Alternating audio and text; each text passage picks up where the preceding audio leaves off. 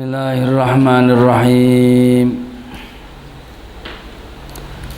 Zalamtu sunnata man ahya zalama ila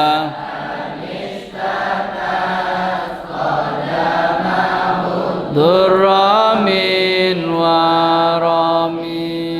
Bismillahirrahmanirrahim. Al-faslu tsalitsu.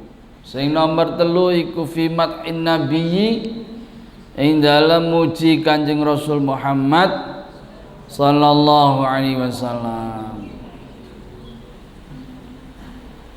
Bab atau fasal ketiga sesudah beliau menjelaskan tentang dirinya, menjelaskan tentang kewaspadaan terhadap hawa nafsu, setan apa itu, masuk pada pembahasan tentang pujian kepada Kanjeng Rasul. Zalamtu sunnata man ahya zalama ila. Zalamtu zalim sapa ingsun, berlaku zalim sapa ingsun, aniaya sapa ingsun sunnata man ing kebiasaane wong, maksudnya kebiasaane Kanjeng Nabi. Ahya yang telah menghidupkan sapa man adz-dzalama ing kegelapan malam. Ila anistakat sampai yento mengaduh, mengeluh apa qadamahu, dua telapak kakinya Rasul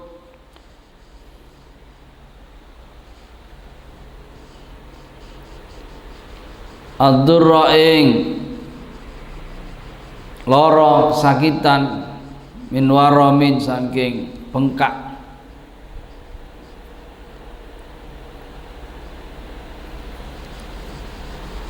Zalamtu zalim ingsun sunnataman ing kebiasaane wong ahya yang telah menghidupkan sapa wong az-zalama ing kegelapan malam ila anistakat sampai yento mengaduh apa qadamahu dua telapak kakinya man ad-durra ing kesakitan min waramin sebab bengkak.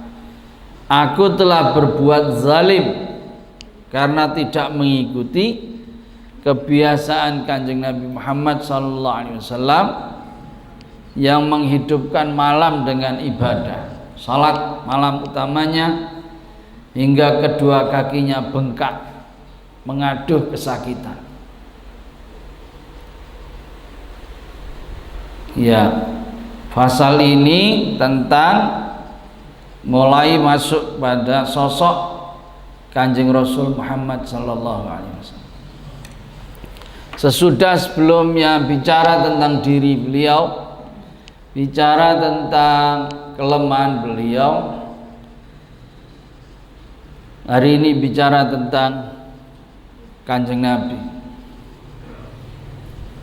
Keserasiannya apa? Sesudah mengakui diri, mengetahui diri, barulah orang itu ngakoni Gusti Allah.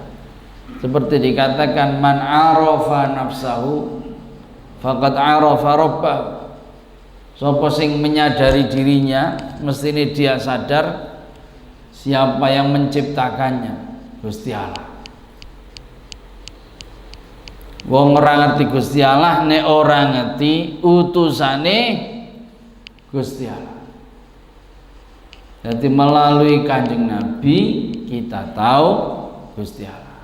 Ini sah. Jadi ini bab tentang Kanjeng Nabi, bab tentang intinya burdah, yaitu tentang pujian-pujian terhadap Kanjeng Nabi. Yang dari sini kita berharap kita bisa mengagumi beliau, yang selanjutnya tentu saja mengikuti apa yang menjadi kebiasaan, menjadi keistimewaan beliau. Yang pertama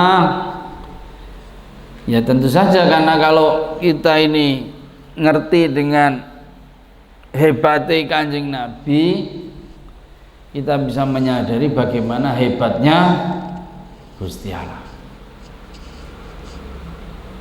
Gitu. Anda tidak bisa menganggap hebat lukisan kalau tidak menganggap hebat pelukisnya. Anda menganggap oh hebat, oh bangunan ini bagus sekali, kuat sekali. Berarti Anda memuji yang bangun bangunan.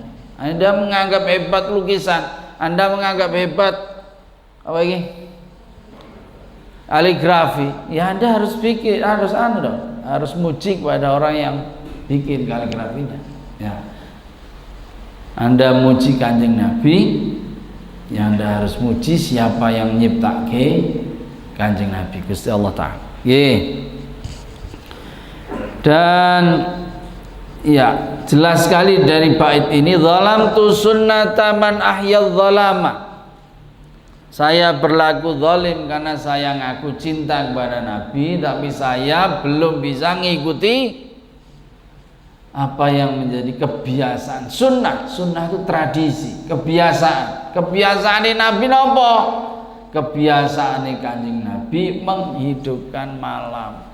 Dan tidak bengi raturu kaya sampean, apa meneh ndelok bal, apa meneh gitaran, ngerokok ngopi. Bel. Ngono carane seneng lah, seneng cap mopo. Nek Kanjeng Nabi beliau salat malam.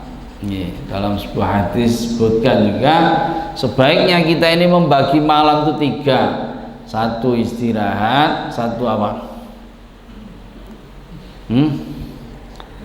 Apa? 1 istirahat, 1 sholat, 1 apa lagi?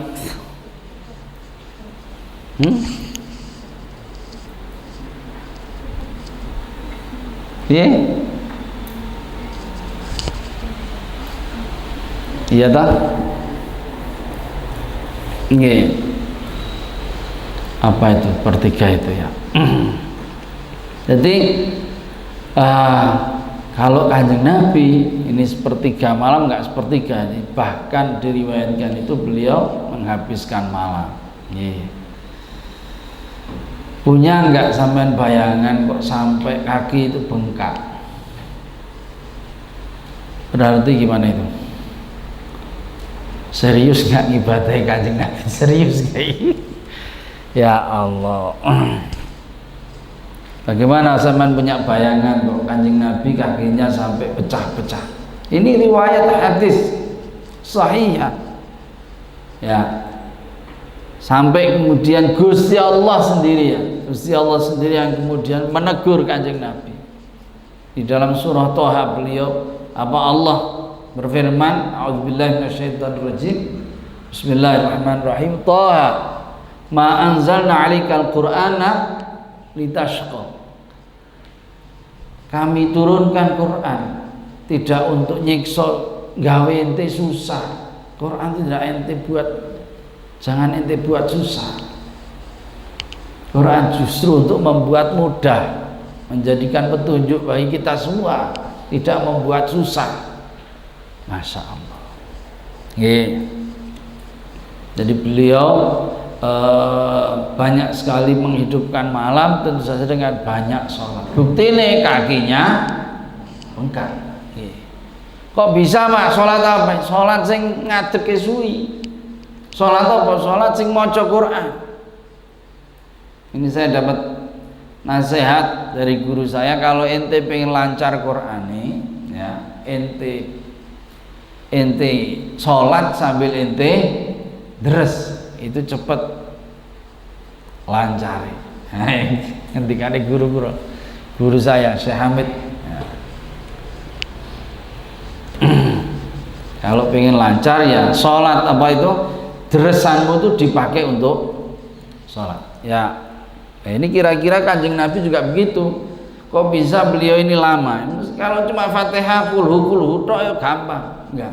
Tapi ini panjang bacaan ya. Dan ini kemudian juga ditiru oleh para sahabat. Para sahabat kadang surat Al-Baqarah itu dibuat di dalam beberapa rakaat saja, 4-5 rakaat selesai dalam surat Al-Baqarah. Dan itu tidak berat, kanggo dewa sing hafal Quran itu biasa, tidak berat ya. Cuma kalau ini terus dan ini bukan hanya surat Al-Baqarah, kemudian surat-surat yang lainnya itu berat ya. Kita lihat maunya, alhamdulillah kita punya kiai Najib juga, masya Allah ya. Setiap malam bulan Ramadan gini minimal 1,5 juz. Nanti mulai tanggal 21 sampai tanggal 26 itu berapa juz tuh? 5 juz gitu. Nanti mulai tanggal 27 sampai 29 10 juz ya kan. Ini real, ini tidak sesuatu yang apa gitu, ini biasa gitu. Bagaimana Imam Syafi'i mamanya setiap Ramadan bisa menghatamkan 60 kali hataman? Ya kalau nggak gitu gimana? Ya memang begitu itu ya. Ini zalamtu sunnata man ahya dzalama ya. Ketika diingatkan oleh Sayyidah Aisyah istrinya, Nabi, jenengan iki kok ndadak gitu toh ngibadahe kok lama banget gitu. Wahai Rasul, mengapa engkau berlaku seperti itu, sholat berlama-lama, padahal kan Allah sudah mengampuni dosa-dosamu? Nabi jawabnya apa? Dan ini versi ini bukan hanya Sayyidah Aisyah, diriwayatkan oleh beberapa sahabat, dan Nabi ngendikannya sama gitu. Afala akunu abdan syakurlah, saya nggak boleh bro, saya pengen jadi hamba yang bersyukur. Luar biasa, saya ini apa, saya dijadikan sebagai utusan Allah, luar biasa ya. Ini jawaban oleh Kanjeng Rasul Muhammad sallallahu alaihi wasallam. Jadi pengarang menyatakan, saya ngaku seneng pada Kanjeng Nabi, tapi saya lalai tidak mengikuti banyak apa yang dilakukan oleh Kanjeng Nabi. Kemarin kita membaca beliau ngendikan apa kemarin? Walam usolli siwa fardin walam asumi, saya hanya sholat fardu saja, saya tidak banyak melakukan ibadah sunnah ya. Sedangkan Nabi kekasih saya itu menghabiskan malam sampai kakinya bengkak, luar biasa. Wa syadda min saghabin asyahu wa tawa kashan mutrafal adami wa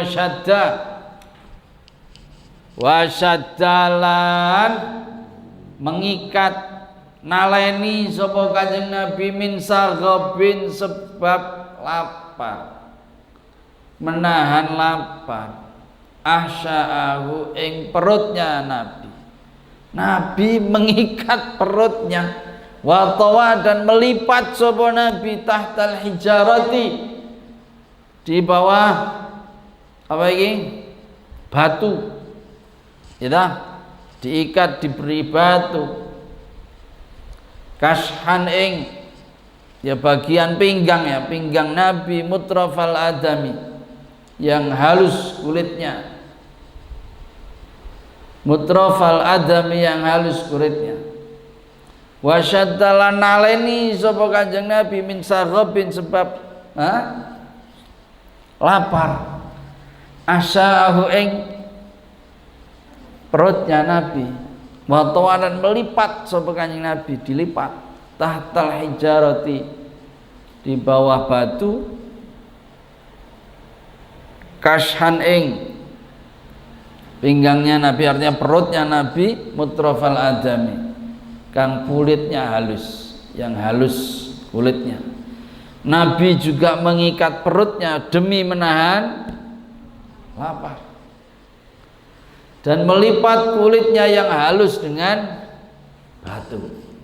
Ya Allah Gusti, Nabi gini menahan lapar, tidak bengok-bengok ya, tidak demo, tidak ya Allah.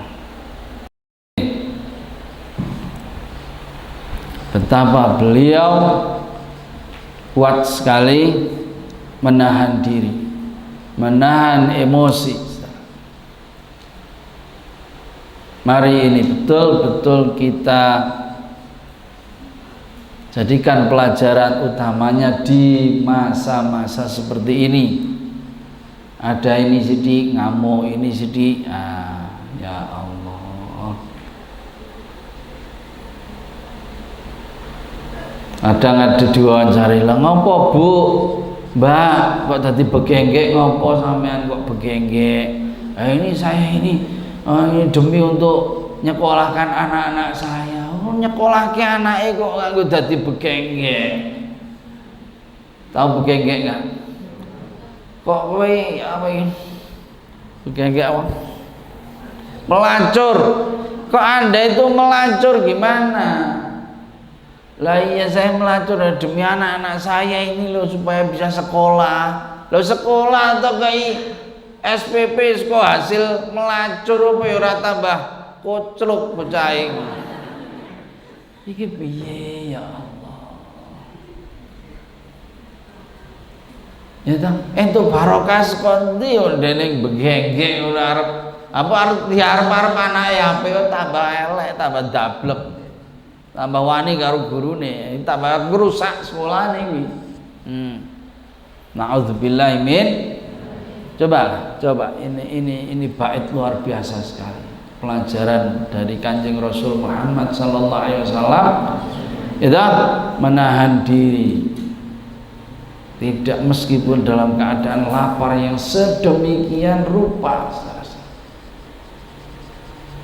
Pelajaran yang luar biasa. Hari ini orang masih punya motor aja nyun sewu jaluk-jaluk, masih punya, ya Allah. Jangan sampai kita ini merendahkan diri kita sendiri dengan sini nasihatnya, jaluk-jaluk. Nggih. Iya.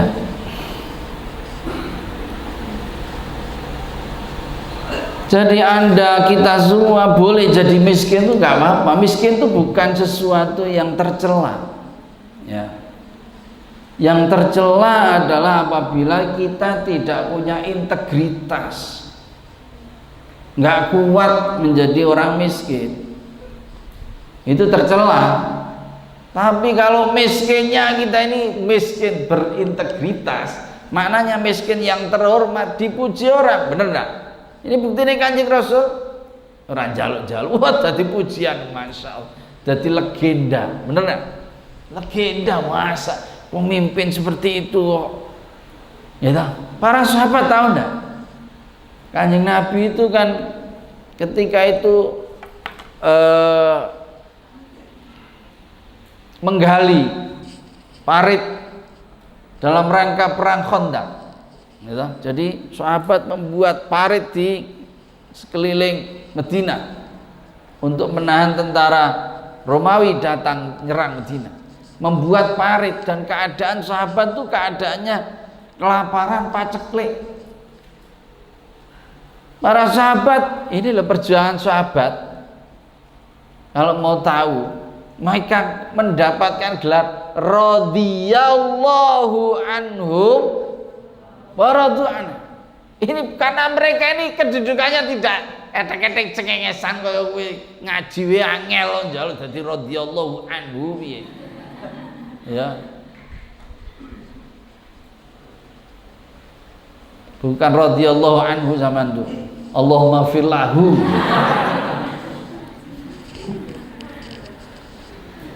Ya Allah, sangat jauh awake dhewe karo sahabat itu adohe pol. Lah piye sahabat Kanjeng Nabi ngerti Kanjeng Nabi didak-idak dekne nglindungi Nabi ya sampean ana diudak tak melayu dhewe sampean enggak. Ya Allah. Jadi para sahabat tuh menggali parit dan keadaan perutnya itu sudah ada apa ya? Ditaleni dan di situ ada batunya yang ada di perutnya sahabat-sahabat itu. Sahabat ngeluh sama Nabi, Nabi lapar. Laparkan Nabi. Sambil memperlihatkan perutnya yang ini ditaleni. diberi batu di perutnya ini, kerikil-kerikil dadekke siji dikai kain diubet-ubet ke ben, ini kan naik kan nggak begitu terasa lapar. Artinya ya lapar juga itu nanti itu perutnya kan kutuk-kutuk, jadikan rapatnya kutuk-kutuk kayak gini. Ini sampean pengen diet cepat ya gue mau, cuma mangan 3 dina. Oh iya kandhane ra ngandel. Ya itu coba patepol. Lah saiki diet-diet sedikit ngelelan. Carane ngono kuwi diet top markotop.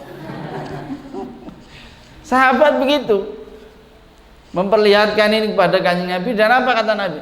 Aku yang ngono kuwi dikira ora apa? Ya Allah. Coba bayangkan ini pemimpin yang serius ini.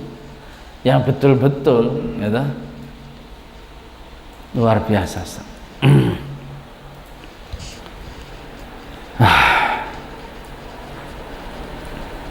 Dan diibaratkan di sini sesuatu yang apa ya, aneh gitu, karena Nabi harus mengikat perutnya yang halus kulitnya, ya, maksudnya perut yang mulia, yang terhormat, perut yang tidak, tapi harus menjalani perjuangan sedemikian rupa. Ini sah. Dan itu bukan kok kemudian Kanjeng Nabi itu nggak mau kemewahan. Ya, kita lihat bait selanjutnya. Wa rawadat hul jibalu shummu min dhahabin fa araha ayyama syamami wa rawadat lan teko hu ing Nabi apa al jibalu gunung asyummu yang tinggi, gunung menawarkan kepada Kanjeng Nabi min dhahabin, syummu yang tinggi, min dhahabin gunung emas, an nafsihi saking dirinya Nabi. Fa'ara mongko memperlihatkan sapa Nabi ha ing gunung ayyama syamami ing ora butuh, ing rasa cukup ora butuh, menolak dengan serius. Warawadat lan nawari lan teka hu ing Nabi apa aljibalu gunung asyumu yang tinggi min dhahabi dari emas, gunung emas maksudnya, an nafsi pada dirinya Nabi. Fa'ara mongko memperlihatkan sapa Nabi ing gunung ayyama syamamin en ora butuh. Nabi ditawari gunung emas yang menjulang tinggi, dan Nabi memperlihatkan dirinya sudah merasa cukup dan tidak butuh sama hal-hal begitu itu. Ya,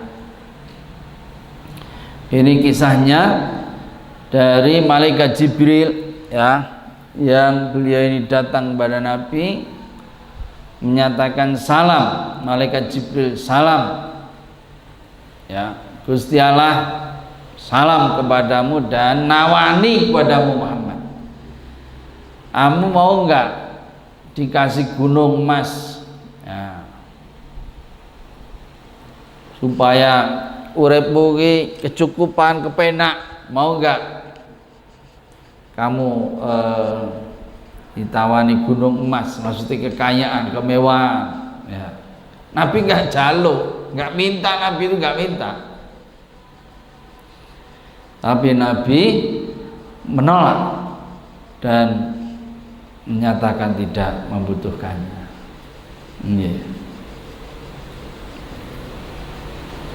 Jadi bait ini memberi alasan, ya, memberikan alasan dari bait sebelumnya bahwa Nabi itu enggak, jadi beliau melakukan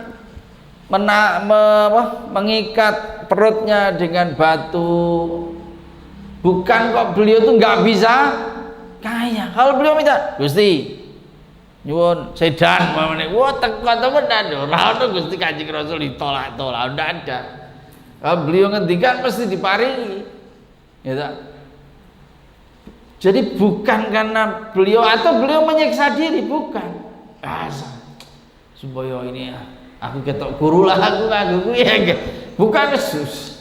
Enggak, bukan menyiksa diri, enggak, bukan karena enggak. Tapi beliau merasa bersyukur dengan Allah atas anugerah yang diberikan Allah pada beliau. Beliau banyak puasa, beliau banyak dan ditawari emas demikian itu enggak mau. Nah, ini. Jadi ini sekali lagi menjadi pelajaran bagi kita saudara-saudara ya. Sini nafsi wa iyyakum. Jadi bila kita berjuang, bila kita sedang mengupayakan sesuatu yang baik untuk masyarakat, untuk umat ya, dan kita yakin itu sesuatu yang baik, jangan mau disuap, jangan mau dibeli, meskipun itu untuk pribadi Anda itu sesuatu yang menyenangkan, itu yang enak gitu. Ini pelajaran betul. Jadi perjuangan itu ya butuh pengorbanan. Ini apa alasannya beliau menolak diberi gunung yang sedemikian itu? Dinyatakan dalam bait selanjutnya, wa akadat zuhdahu fiha daruratuhu inna darurata la isami. Wa akadalan nguatke zuhdahu ing zuhute Nabi fiha ing dalam dunya, fiha ing dalam dunya apa daruratuhu butuhe Nabi, apa daruratuhu butuhe Nabi. Inna darurata sak temene hal yang darurat iku la ta'du tidak ganggu apa darurat alal isami ing atase wong sing terjaga, wong sing maksum. Wa akadat lan nguatke zuhdahu ing zuhute Nabi fiha ing dalem dunya apa daruratuhu kebutuhane Nabi. Padahal inna darurata sesungguhnya darurat iku la ta'du tidak mengganggu apa darurat, tidak apa-apa apa darurat alal isam bagi orang yang maksum. Terjemahan bahasa Indonesianya, kezuhudan Nabi semakin terlihat saat beliau enggan menerima kemewahan dunia meskipun dalam keadaan darurat, dalam keadaan membutuhkan. Beliau tidak terkesima dengan kemilau dunia, padahal keadaan darurat tidak mengurangi kemaksuman beliau. Orang itu kalau sudah darurat itu apa-apa sudah boleh dilakukan. Kaidah fikihnya ad-daruratu tubihul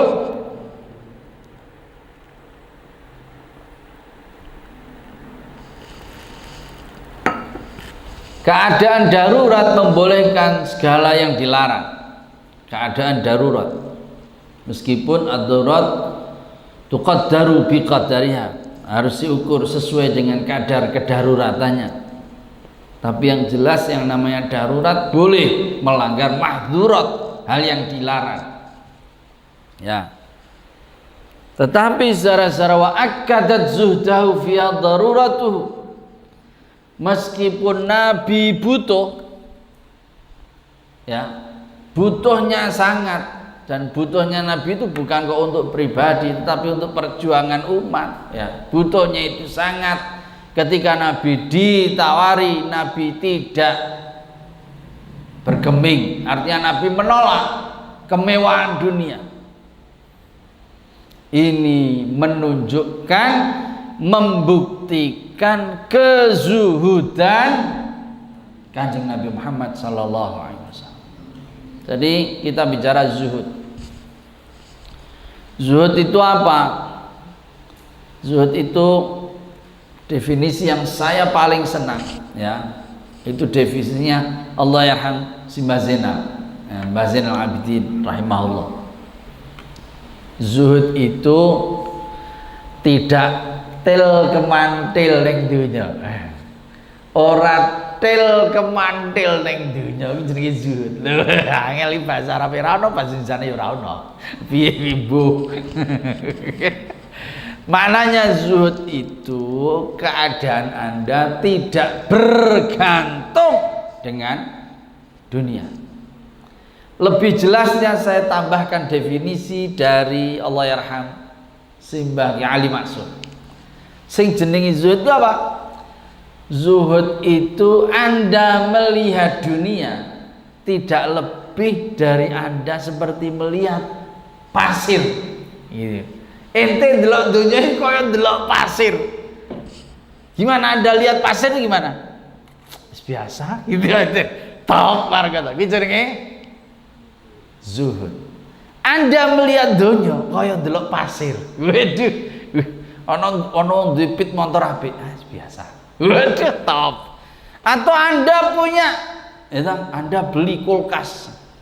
Kulkas biasanya 2 pintu, 3 pintu. Ente punya kulkas 7 pintu. Kaya kulkasnya swarga.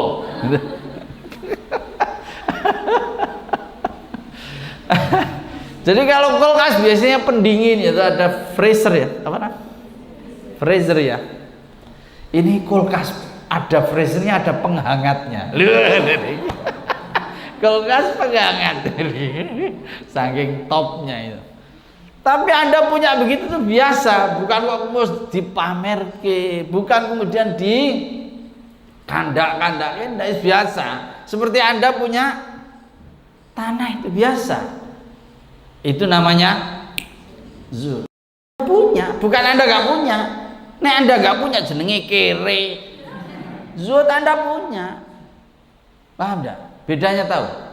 Jadi zuhud Anda punya, tapi Anda tidak merasa itu sesuatu yang istimewa, harus sesuatu yang digimana biasa, dunia biasa ngono ae. Iki jenenge dunia apa? Zuhud. Jadi ketika itu biasa, Anda punya sepeda motor yang hebat dipinjam, ya monggo silahkan. Kalau Anda nggak punya keperluan, silahkan pakai aja biasa. Iku jenenge zuhud. Paham? Ini definisi paling sip, top markotop. Nah ini. Jadi Anda melihat dunia itu laksana Anda melihat pasir. Wih, gampang toh? Itu ibarat dari Allah yarham Simbah Ali Maksum. Ini otentik. Besok apa tuh Instagram betul ini. Biasanya terus gini, wah betul Instagram ini.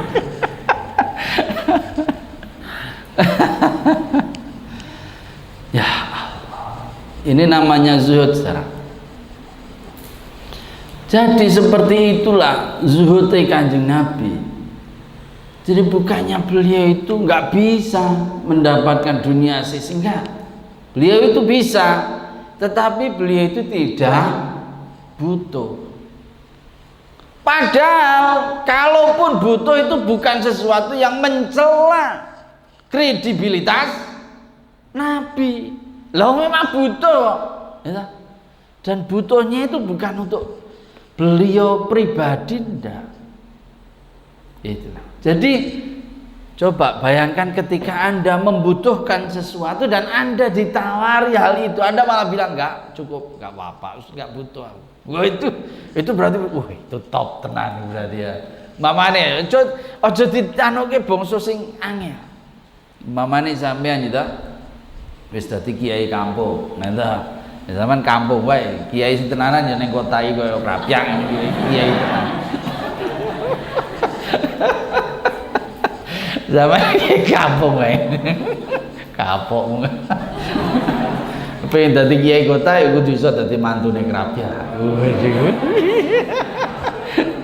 Berarti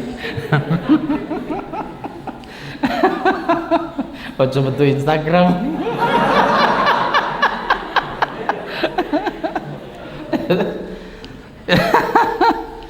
Wes, piye mau? Piye mau?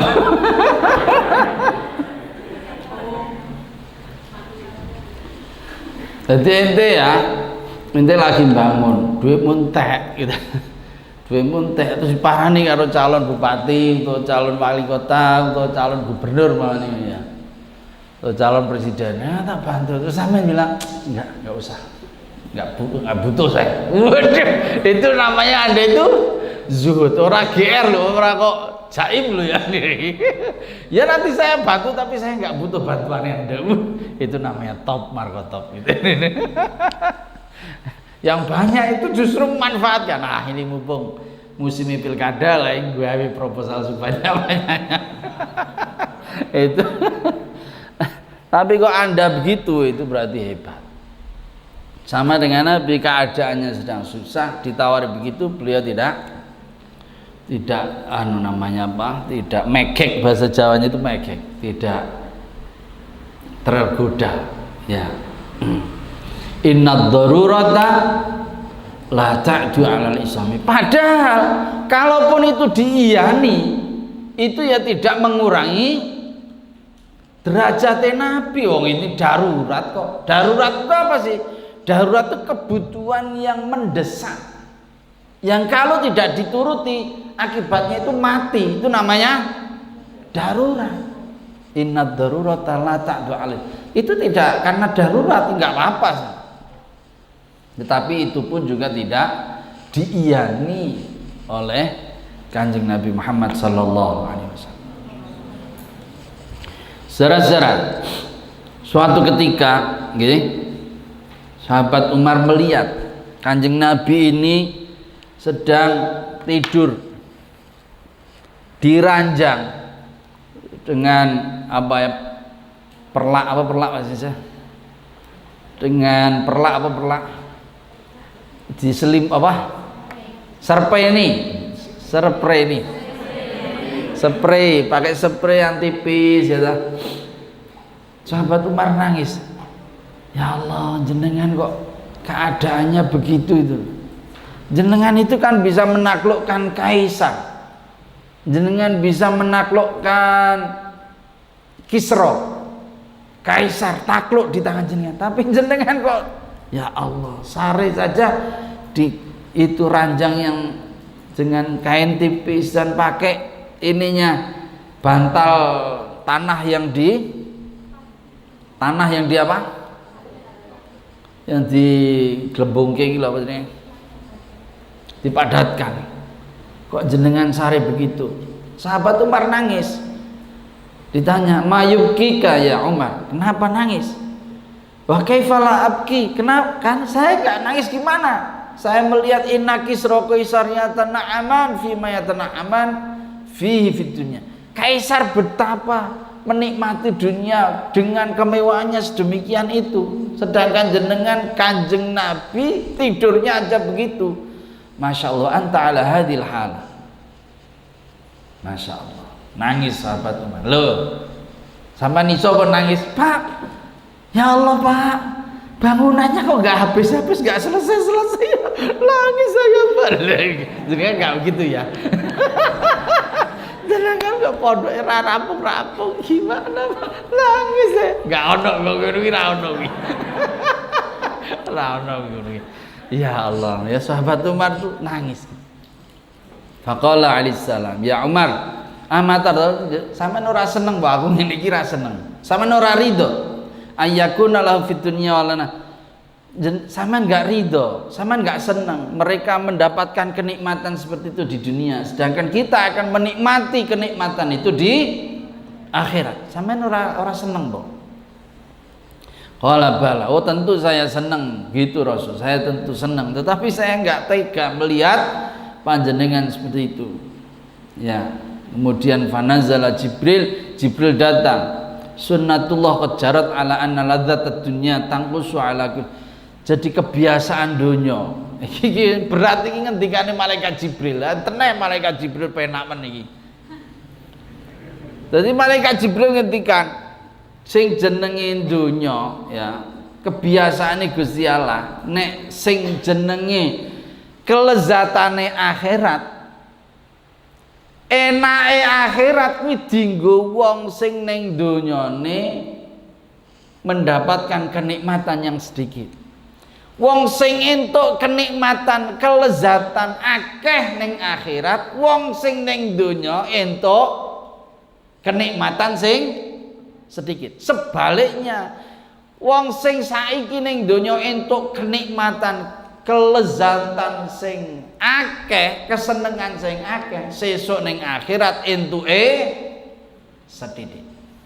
Ngendikane Jibril, ya Allah, ini betul-betul. Ini jadi quote lagi nih Mbah Zainal. Ini prinsipnya seperti itu. Jadi nek Mbah Zainal, nek pengen kowe pengen penak nih, didhawuhi dahar sing akeh. Enggak mau, dahar banyak tuh enggak mau. Sebab pilihannya, lah kowe kepengin penak ning donya apa penak ning akhirat. Mbah Zainal tenang ya Allah. Dadi nek manganmu penak ning kene ya sesuk siap-siap manganmu ning akhirat ora patek enak, bangsa koret-koretanku lah kuwi sampean mangan ning kene sing enak-enak. Tapi saiki wis membiasakan diri sing nggih makane sederhana, tidak kok memanjakan perut, sesuk mangan enak ning akhirat. Nah, ini betul-betul prinsipnya Allah yarham Mbah Zainal ini. Nggih. Fakullama kanat ladzatud dunya aktsara kanat ladzatul akhirati aqalla. Wong sing kenikmatane ning donya iku akeh, sesuk kenikmatane ning akhirat kuwi sethithik. Demikian sebaliknya. Ya, ini prinsip-prinsip yang Masya Allah ya menjadi ajaran dan pedoman dari Kanjeng Rasul Muhammad SAW dengan kezuhudannya. Wa kaifa tad'u ratu man laulahu lam tukhrajit.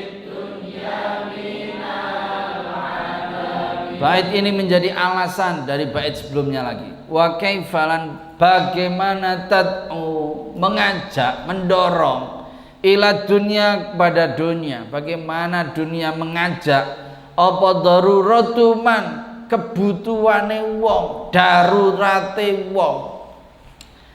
Bagaimana mungkin dunia ya mendorong kebutuhane wong sing laulahu lamun ora ana utawi man iku lam tukhraj, ora dianakke, ora ditokke apa adunya dunya minal adami sangka ora ana.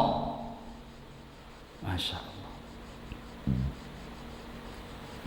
Wa kaifalan wa kaifatat, bagaimana mungkin mendorong, mengajak ila dunya maring dunya apa daruratu man, kebutuhane wong sing laulahu lamun ora ana utawi nabi iku lam tukhraj, ora bakal ditokke, diciptakke. Maksudnya apa dunya minal adami sangka ora ana. Bahasa ininya gampangnya, bagaimana mungkin Kanjeng Nabi Muhammad butuh pada kemewahan dunia, sedang tanpa beliau tidak akan ada dunia. Nggak ada nabi, nggak akan ada dunia. Jadi awake dhewe dunya lan saterusé diciptake sebab diciptake ne sing jenenge Nur Kanjeng Rasul Muhammad sallallahu alaihi wasallam. Nur Muhammad diciptakan sebelum apa-apa, barulah kemudian diciptakan yang lain-lainnya, Nabi Adam dan seterusnya. Jadi nek ora ana Kanjeng Nabi, ora ana awake dhewe, ya ora ana donya iki. Dan bagaimana mungkin Nabi butuh kepada dunia, padahal dunia itu ada sebab adane onone Kanjeng Nabi Muhammad sallallahu alaihi wasallam. Luar biasa saudara. Ya, jadi wajar kalau begitu, wajar Nabi gak butuh dunia loh. Donya kanggone Nabi ora ana apa-apane kaya mau Nabi donya itu dianggap seperti tanah itu tadi. Lha opo tanah ning kene ana ning ndi ana. Ya toh? Ibarat kezuhudan Nabi ya melihat dunia ini. Nggih. Saya kira ini pelajaran-pelajaran yang hari ini hari ini sesuatu yang penting. Nggih. Di saat orang gampang sekali marah, gampang sedikit-sedikit jaluk, sedikit-sedikit bengok, sedikit-sedikit demo, kurang iki sedikit demo.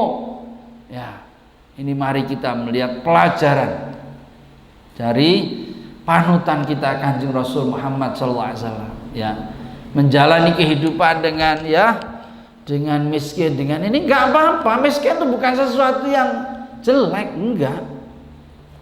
Yang jelek itu kalau Anda itu tidak terhormat dengan kemiskinan. Caranya apa? Masih ada tapi isi jaluk-jaluk ini tidak terhormat dan itu tidak berlaku sama sekali pada Kanjeng Rasul Muhammad sallallahu alaihi wasallam. Demikian saudara-saudara, semoga bisa difahami dengan baik ya. Insyaallah besok kita lanjutkan dan nakhtatim bilhamdulillah.